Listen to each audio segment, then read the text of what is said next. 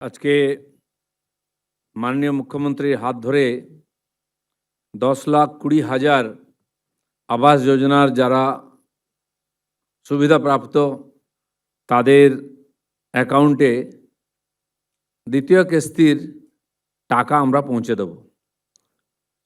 আগের সরকার বাংলার বাড়ি নাম দিয়ে 30 লাখ লোকের নামে লিস্ট বানিয়েছিল এবং 12 লাখ লোক তার মধ্যে পুরো টাকা পেয়ে গেছেন 1,20,000 এবং তাদের বাড়ি সম্পূর্ণ হয়ে গেছে এবং বাকি 18 লাখ যারা মানুষ আছেন এর বেনিফিশিয়ারি তাদেরকে 25 সালের ডিসেম্বর মাসে ফার্স্ট ইনস্টলমেন্টের টাকা দেওয়া হয়েছে 60,000 আর তারপরে এই প্রায় 8 মাস ধরে তারা কোনো টাকা পাননি, তাদের বাড়ি অসম্পূর্ণ আছে।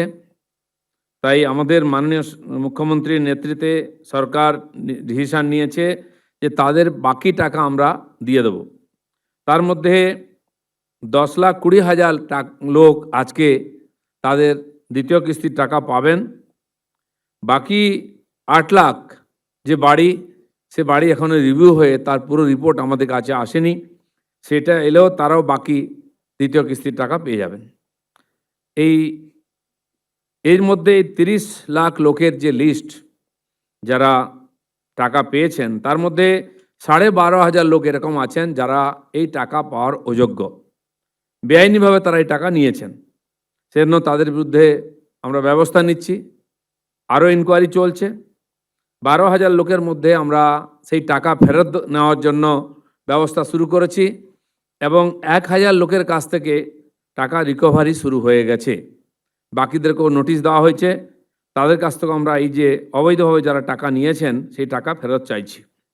এছাড়াও এসআইআরে যে 91 লক্ষ ভোটার বাদ গেছেন যারা অবৈধ ভোটার ছিলেন, তাদের মধ্যে 57,000 লোক এরকম আছেন যারা আবাস যোজনার বাড়ির সুবিধা পেয়েছেন।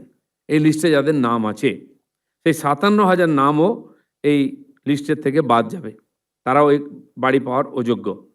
তাই আজকের যে এই ছোট্ট অনুষ্ঠান, মাননীয় মুখ্যমন্ত্রী ডিসিশন নিয়েছেন যে যাদেরকে গত সরকার এই লিস্টের মধ্যে নিয়ে এসছে এবং বাংলার বাড়ির নামে সেই তাদেরকে প্রথম দ্বিতীয় কিস্তির টাকা দিয়েছে এবং প্রথম কিস্তি পাওয়ার পরে বাকি আছে, বাকি টাকা আমাদের বর্তমান সরকার দেবে, গরিব মানুষকে বঞ্চিত করবে না।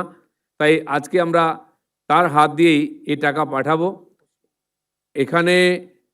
এবং বর্তমান যে প্রজেক্ট বাংলার বাড়ি, তার নাম পরিবর্তন করে পশ্চিমবঙ্গ আবাস এই নাম রাখা হচ্ছে। আজ থেকে এই নামে এই প্রজেক্ট চলবে।